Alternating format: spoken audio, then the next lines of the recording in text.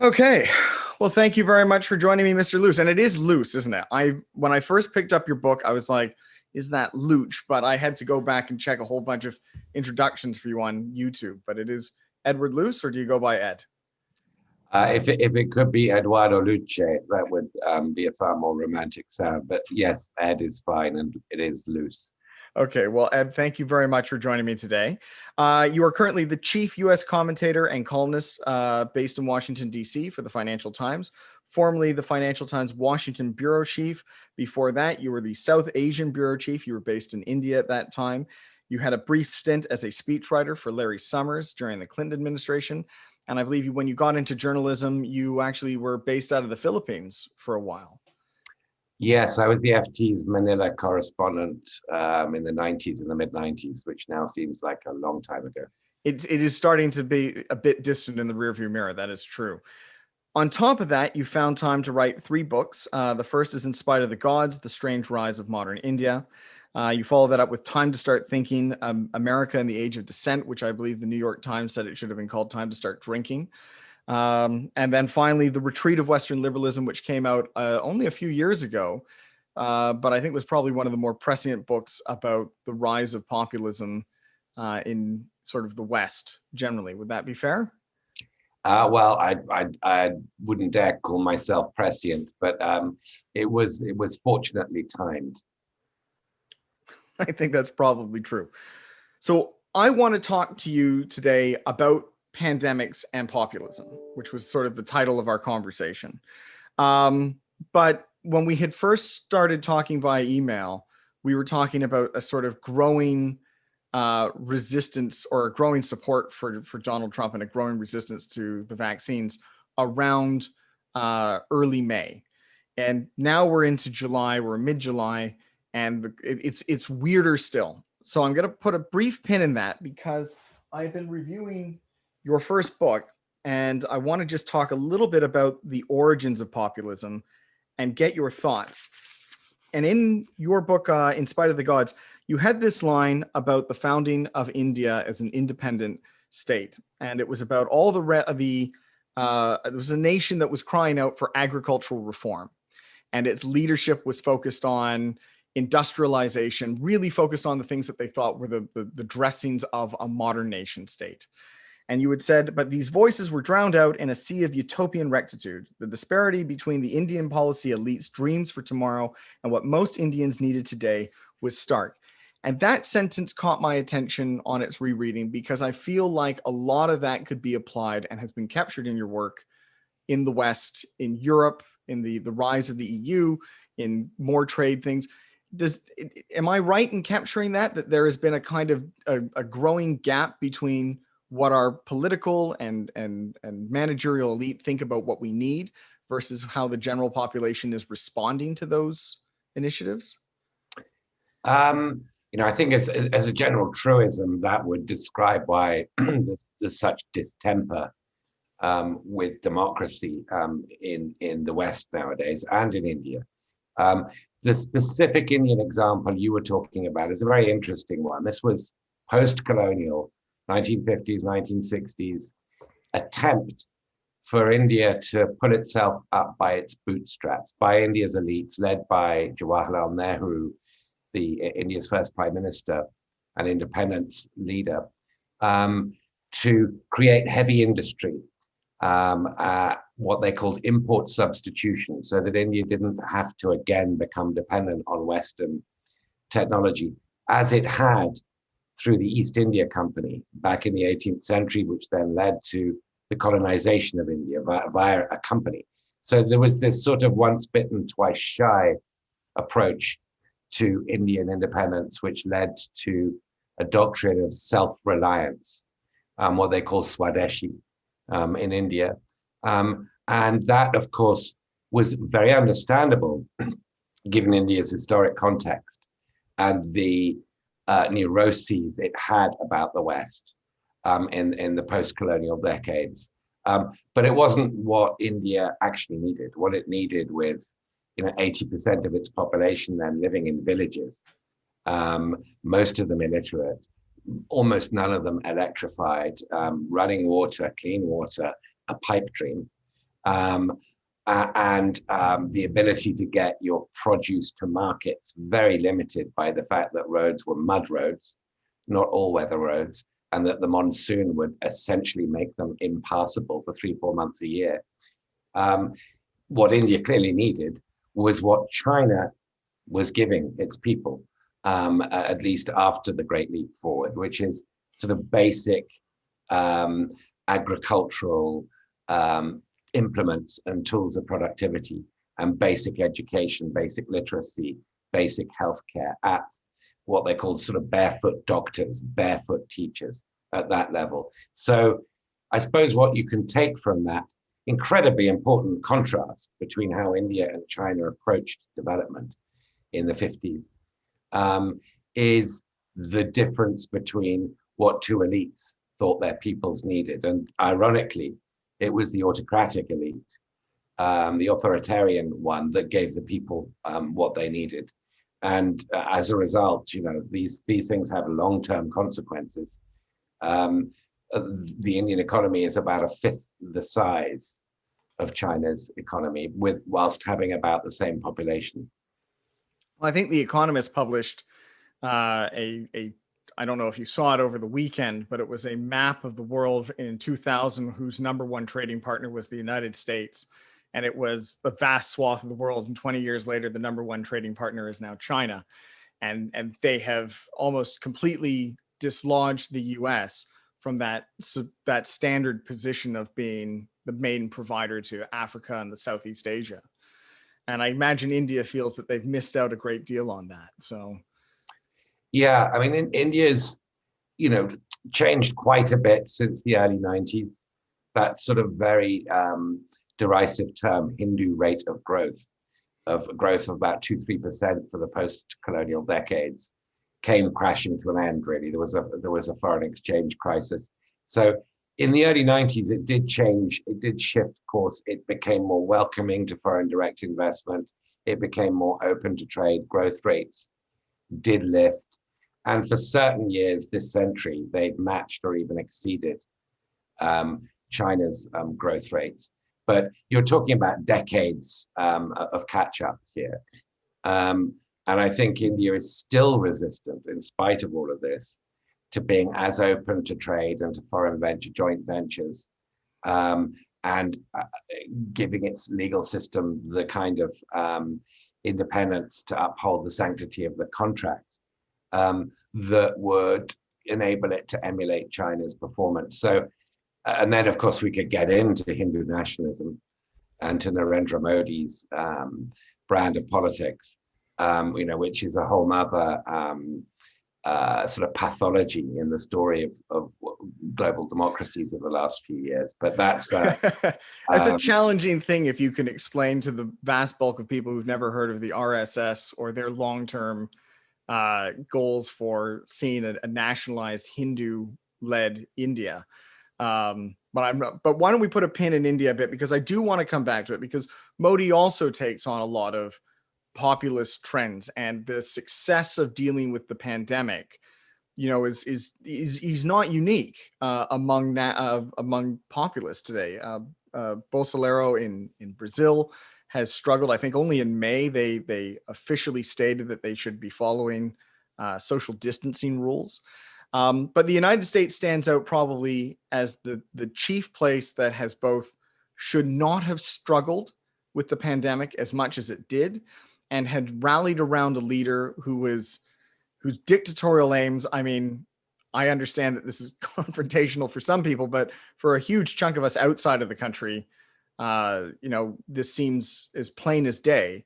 Ian Bremer tweeted out yesterday that a majority of Americans who don't intend to get vaccinated think the US government is using vaccines to microchip the population. He says, this is one of the most insane statistics about the US I've ever encountered. And where is this? I mean, I don't want to leave this all on you. Where is this all coming from? But you have cataloged an awful lot of the challenges and failures that the American establishment has, I guess, encountered or has manufactured. Where do you think, how have we ended up here? If you think you've got summarized way to deliver that? Well, I mean, you're right. Biden had a target of getting 70% of Americans vaccinated by July the 4th, or at least having one shot by July the 4th. And he's still not reached that number and is unlikely to in the coming weeks. And it's not because of a lack of supply. America has vaccines coming out of its ears. It's got a very, very good supply. So that's no longer the problem. The problem is a demand problem. And it maps pretty much exactly the lack of demand with the political map. Red states, Republican-controlled states, particularly in the Deep South, but not just in the Deep South, have the lowest vaccination rates, and the ones that you would expect generally closer to the border with Canada to have higher vaccination rates, like Vermont, Maine, most of New England, have very high vaccination rates, and little surprise that we've got a resurgence of hospitalizations and mortality in the states with lower vaccination rates. I mean, this has unfortunately become a culture war in much the same way that sort of early in the pandemic, you could tell a liberal or a conservative at 100 paces by whether they were masked or not. That became, I think, in a way, the most visual sort of signifier of a person's ideology, amongst many visual signals that we've had over the last few years. This became the most visual. I think that the story of who doesn't want to get vaccinated and why is inseparable from the polarization and the role of social technology, social media technology in people's lives and how they receive information or disinformation.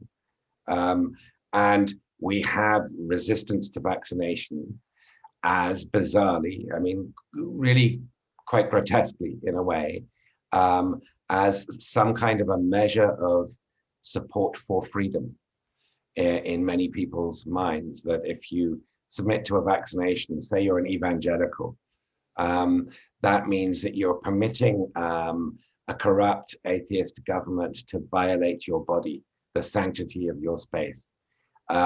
If you're a libertarian, it means that you are being coerced into doing something that has no scientific proof behind it. In fact, there might even be, according to some of your information sources, proof that it causes harm to you and might make you more likely to catch COVID, not less likely.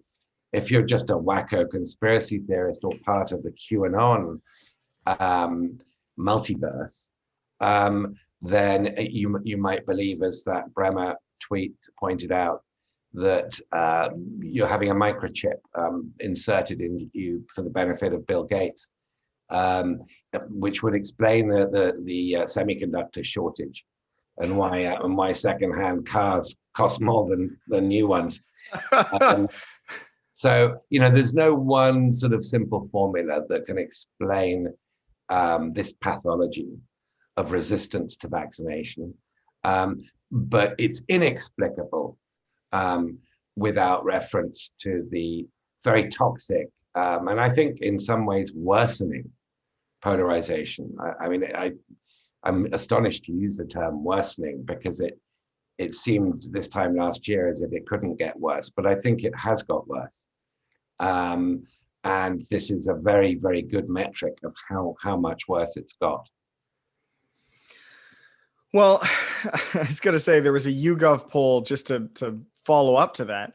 12%, this is, again, I have no idea the sample size, and I'm getting it from Twitter, so in of itself is maybe something to doubt, but moon landings did not occur. About 12% of Americans think of it. A favorable view of QAnon is 13%. 17% think vaccines cause autism. Vaccines used to microchip the population is up to 20%. And then millions of illegal votes were cast in 2020 is 40%, which is the well-known sort of Republican statistic now about this. The curious thing about this is, again, I think of myself as being rational. I think most of the people who I interact with are fairly rational. We may have minor differing of opinions, but generally we look at this situation and scratch our head and say, how could it have all gone so wrong? And you point out that obviously social media is connected to this. But what I am surprised about is, and obviously I'm a financial advisor, but there is the markets have seemed rather blasé about it, the whole thing. And I want to sort of just lean on you a bit here too, is because we're moving into, as you say, the situation is worsening. It's not, I think we keep waiting for the fever to break. And, when Macron was elected, it seemed to be like, oh, well, we finally turned the tide on the yellow jacket populist, but we haven't. We've just, the levees just have held in a few countries, but the tide is, again, it's pressing up against it. We now look at the United States. We've had, under Trump, markets were largely ecstatic. 2017, most of 2018, 2019, and briefly in the panic of the pandemic, but markets were surging by the end of 2020. The business community doesn't seem to be too bothered about what we might look to the entire breakdown of a civilized society that's legally and scientifically oriented. So I suppose, the market response, both in terms of equities and fixed income, is explicable by the behavior and the stance of the Fed and the ECB and the Bank of England and the Bank of Japan. Basically, there's a consensus, by and large, across all of the big central banks around the world that they don't believe inflation or sustained higher inflation is on the horizon. They believe this is a blip. We have a record since 2008 of doing whatever it takes. So it's a fairly consistent track record there that central banks are now going to, continue to emphasize the labor market side of the dual mandate as equal to the inflation side of it, and that they don't see a change in the paradigm on the horizon. And whilst you've got Jay Powell and others and Lagarde holding that stance, I think the market response is fairly rational. Now, if you take a different view of inflation, as my former boss, or the inflation risk, as my former boss Larry Summers does, then there's a lot of people. There's got to be some contrarians out there who are going to become very rich in the next year to 18 months. But then, if you add to that something that we haven't seen very much in the last 10, 15 years, which is that the fiscal side is also responding quite strongly. I mean, we've had sort of the lone monetary golf club playing it for most of the last 10 years, with the big exception of Trump's tax cut in 2017. Now we've got the fiscal side playing. It's becoming a more symmetrical game. Then I can understand why the markets, are pretty sanguine about growth prospects. Where I would be worried about the markets, a relatively phlegmatic outlook, is with the future and the trajectory of this pandemic. I don't see nearly enough effort on the part of the West to fund COVAX, to vaccinate the developing world, to distribute vaccines outside of the West at anything like the speed and on anything like the scale that we're going to need to get the rest of the world economy up and running, but also to contain and reduce and ultimately extinguish the opportunities for this virus to mutate and come back to us in different and far more virulent forms. We are seeing, I think, an example of the sort of fundamental unseriousness of Western democracy in Britain this week with Boris Johnson's declaration of Freedom Day. Freedom Day. Yes. An extraordinary phrase that, no virus speaks his language. They're not going to understand it's Freedom Day, in which all restrictions and all mandates are basically chucked into a bonfire. And there are now no limits on what people can do. That you can, in London, go night clubbing tomorrow night without a mask, even if you're not vaccinated. It's quite extraordinary situation for a prime minister of a country that's lost over 100,000 people to this virus at a point where the infection rate has risen by a factor of 10 in the last 6 weeks. It's now above 50,000 a day. And where its own health secretary, who has gone down with COVID-19. And is double vaccinated, I believe. And is double vaccinated, Sajid Javid, has forecast the infection rate will double to more than 100,000 in the coming weeks. To do that,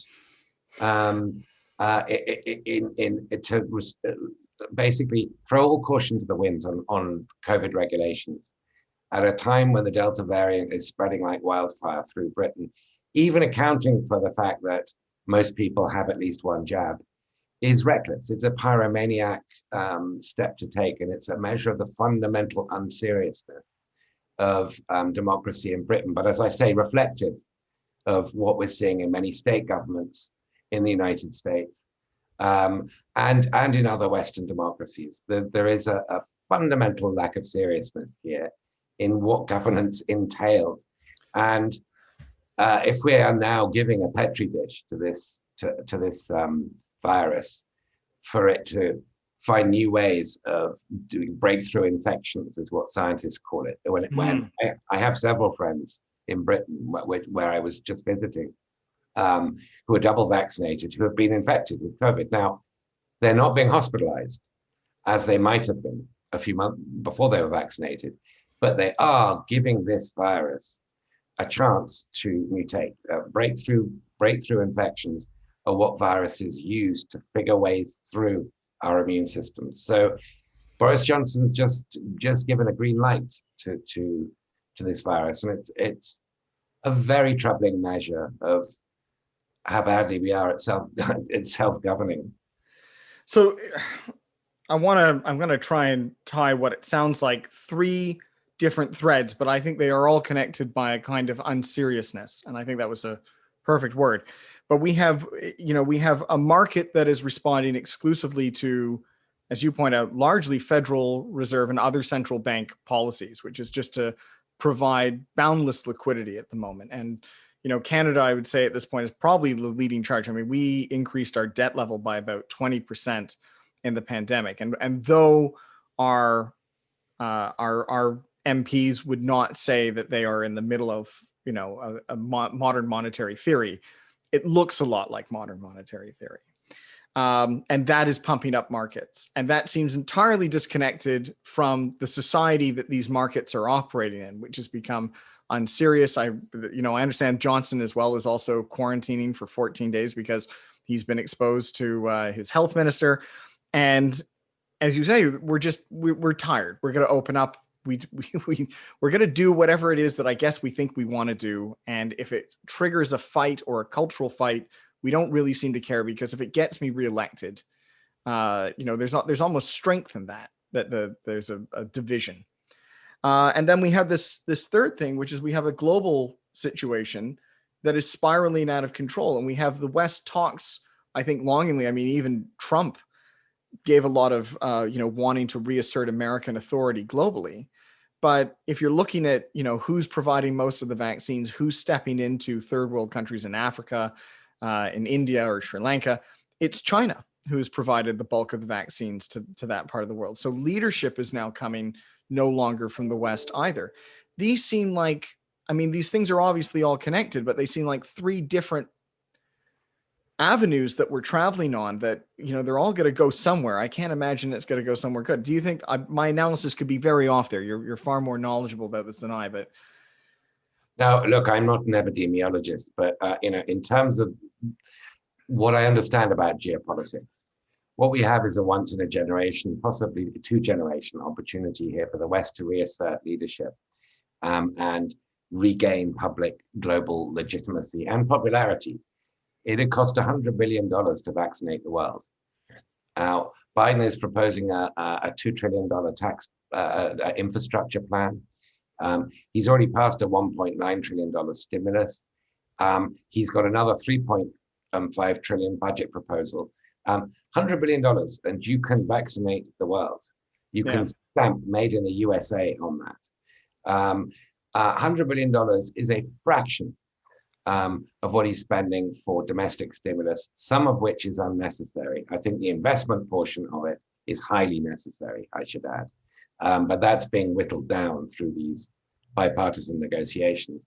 $100 billion is a drop in the bucket compared to the return America would get, not just geopolitically and reputationally, which would be huge, but also economically, because it would rekindle the global economy at a far quicker pace than is currently destined to happen. So on every sort of level, every measure, whether it's self-interest or altruistic, this is the soccer equivalent of a wide open goal. Now I feel bad, criticizing Biden because he's so much better than Trump. I mean, it's a different sort of universe, and he's responsible. He's calm. He doesn't tweet nonsense. He doesn't embrace harebrained theories. He doesn't sort of recommend drinking, weird sort of concoctions as miracle cures for this. He's just, in every sense, in a different universe to Trump, and a dramatic improvement. Nevertheless, life goes on. He is president. The world faces a pandemic. The pandemic is the world's principal problem right now, everybody's principal problem right now. And America has the tools, along with its other Western partners, it has the tools to provide the bulk of the solution, if not all of the solution. And it's hesitating to do so. In a way, it's being, there's a sort of, what's the word for it? There's a largesse with domestic ambitions that is mirror imaged by this petty, incremental, cautious approach to what America can do outside of its own borders. And I find this puzzling and frustrating, and not, incidentally, not unrelated to America's timidity on climate change leadership, which I think, the pandemic in a way is a sort of brilliant test case of, because it is a classic example of a global, of a common global problem. I want to just pivot a little bit away from the United States here, because I think we can get not wrongly bogged down in it, because it's such a looming thing that goes on, and we follow the news very closely. But I want to talk about some of the other populist governments around the planet who have had a similar response to the US, and maybe a bit out of Britain as well. Brazil, you obviously have some expertise in India. Why is it that, India is a petri dish right now? They obviously need vaccines. Modi's government, we've already gone through the worst of the Delta variant in India, but leading up to it, they were talking about, we've beaten it. They were, they hadn't secured oxygen. They'd let all of the things drop, all the balls drop that they needed to held to keep managing the pandemic. And we're obviously not out of it. I don't know how much of the population of India is vaccinated, but I'm going to say it's going to be several hundred million, and there's going to be lots of opportunity for further variants to come out of that country. I don't sense, though, that Modi's going to lose an election because of this. And I don't sense that Bolsonaro is going to lose an election in Brazil. And I'm sorry, I don't mean to cut you off. And that bloke in Hungary as well, whose name I can't suddenly remember, same kind of thing, that resistance. Why is it that the populists are doing so badly at pandemic management, but continue to have strong domestic support, or enough at least to hold on to political power? That's a good question. I wouldn't necessarily put Bolsonaro, but put his election prospects in the same sort of very robust category as I would Viktor Orban in Hungary or Narendra Modi in India. They are far more accomplished and organized electoral autocrats. They submit themselves to elections which aren't rigged, but in playing fields that are steepened, ever steepening, away from their opponents. They, control the media, most of the media. They have done so through launching tax raids on opposition newspapers or critical newspapers, through audits, through getting cronies to buy up rivals in exchange for various favors. And the same with the legal system. Senior judges have been put in place who are very much part of their ideological outfit. And election commissions and so forth have been staffed with loyalists. So they've got a fairly smooth running sort of Rolls-Royce, nicely purring machine of electoral autocracy, of a liberal democracy, if you like, running there. Brazil's a little bit more chaotic, and I could imagine Bolsonaro losing to Lula, who's out of jail and is back and has I think a more authentically populist, left populist sort of relationship with the people in the favelas and elsewhere in Brazil. But why do populists get away with it? Well, partly it's because they've got control over a lot of the information flow that's going to people. And Modi's very good at that. And the RSS, the organization that, of several million Hindu nationalists, of which his party, the BJP, is an offshoot, controls so much in terms of media, education system, and just the stuff that goes into people's heads every day, that I think a lot of Indians believe that it's successful. India has lost, 300,000-400,000 people officially, probably unofficially, more like 1 million or 2 million. That's a horrendous number. But in a population of 1.3 billion people, where you still get roughly 1 million infants dying of diarrhea through bad drinking water every year, you have to put these numbers in perspective. I think Hungary probably has a slightly better record than India of managing this pandemic. It's quite hard once you look in micro to say, well, look, populist governments do really terribly and moderate social democratic Christian conservative governments do very well. Look at Italy. Italy had a technocratic government and it got hit the worst in Europe. Britain had a sort of, barking sort of carnival circus government going, with Boris Johnson sort of refusing to even acknowledge there was a serious problem with the pandemic until he fell sick from it himself and almost died. And it's got about the same death rate as Italy had. Sweden, normally we associate with sensible governance, went for the herd immunity strategy, lost a lot more people than all its neighbors, proportionately as a share of its population, did considerably worse than Norway, Denmark, Finland. But to some degree, of course, the herd immunity's worked. And so now it's got a lower infection rate. So, there are wheels within wheels and nuances about this pandemic and how governments have dealt with it that make me a little bit hesitant to draw straight lines to easy political solutions. Whenever we sort of come to one conclusion, events seem to overturn them. So this time last year, the whole debate was how miraculous it was that India had basically escaped the pandemic. And there were theories about climate. There were theories about the fact there might be higher levels of immunity in populations in tropical zones. Same theories, incidentally, were applied to Africa. Then, of course, India got possibly the worst and most intensive level of virus. This time last year, we were saying that Japan and other East Asian nations were the sort of model for all of us to look at. To some extent, they still are, because they've been through this drill before with SARS in various forms. But that led them to be complacent and to be very slow in vaccinating their populations. So now it looks like they're going to be closed for a lot longer than they would have hoped. And the Tokyo Olympics is going to be, I think, a fairly damp squib at this point. And we might congratulate Australia and New Zealand for their impeccable performances, but they've got geography on their side. They can just see it off. And it's pretty miserable for anybody wanting to get in and out of that part of the world. They are dependent on the rest of the world doing well. for them to come back really to life and to normal economic growth.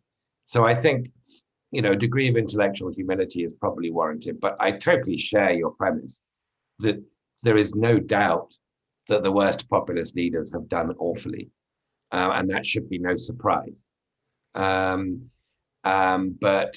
this virus is clever, and I'm just hesitant to draw neat conclusions until this thing is over.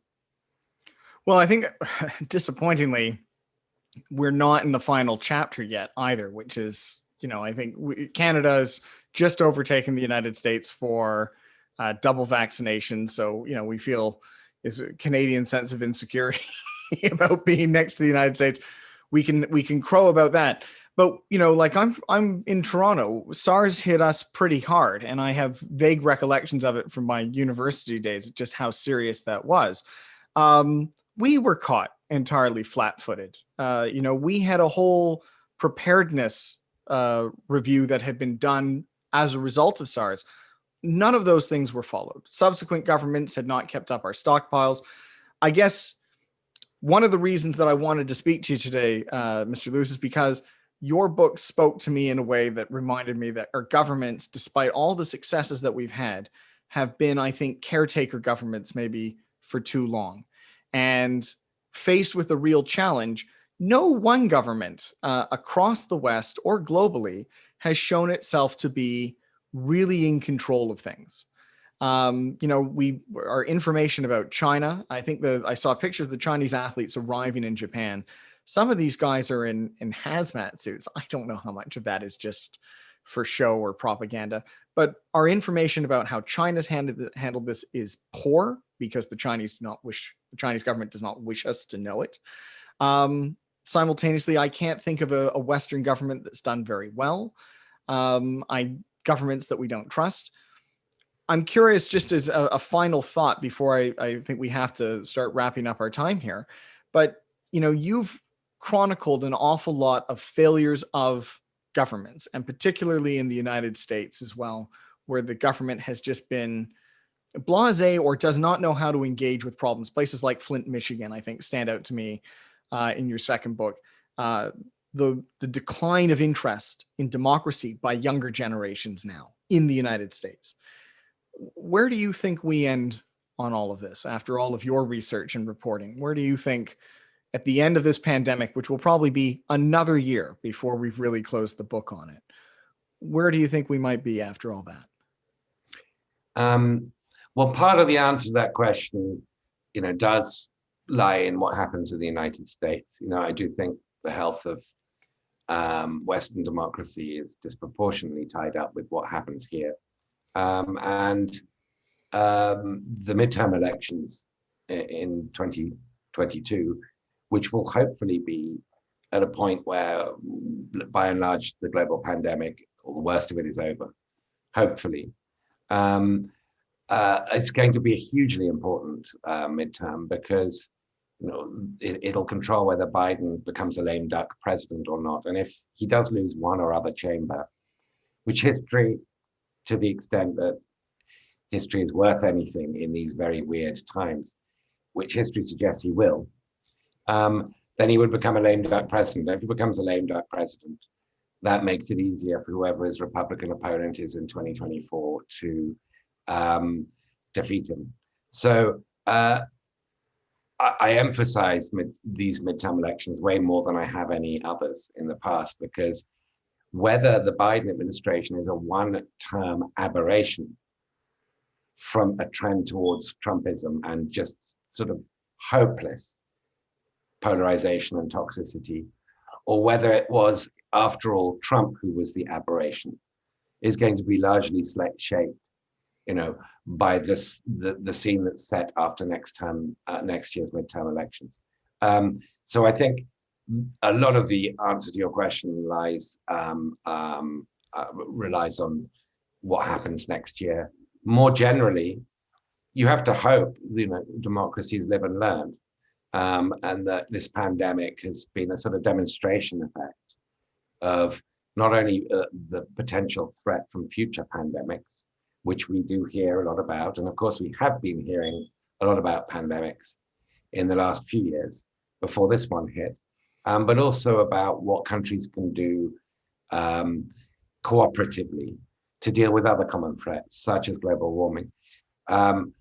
You just have to hope that there is a learning curve there and that we are mature enough as democracies to absorb these lessons and improve our performances. I'm not by nature either a pessimist or an optimist. Some people accuse me of being a pessimist. I'm not. I think I'm a realist, and I try and sort of analyze sort of as objectively as I can to try and strip out, my own emotional responses to things. And I'm a little bit more open-minded about the future of the West, a little bit less gloomy than I might have been this time last year. Partly because Trump lost, and partly because I think that the speed with which this vaccine rollout has happened and the fact that most of the good vaccines have come from the West is a very powerful reminder that we are innovative. We might not be competent, but we are creative. And so I am a little bit less gloomy than I was, but I don't think we're anywhere close to being out of the woods. And as I said at the beginning of this conversation, in a way, I think America is more divided in the last year than it was a year ago. And that's really saying something. Well, I really want to thank you for your time and insights today. I'm going to encourage all of the people who watch this to go and get your books. They are insightful and very well written and highly enjoyable to read, which I think is a wonderful component that doesn't come with all books. So please check out Edward Luce's books. And as I say, thank you for joining me today. I'm going to wrap up our recording. I have a question for you after we've done so. And thank you again, though, for today. Great pleasure. Thank you very much.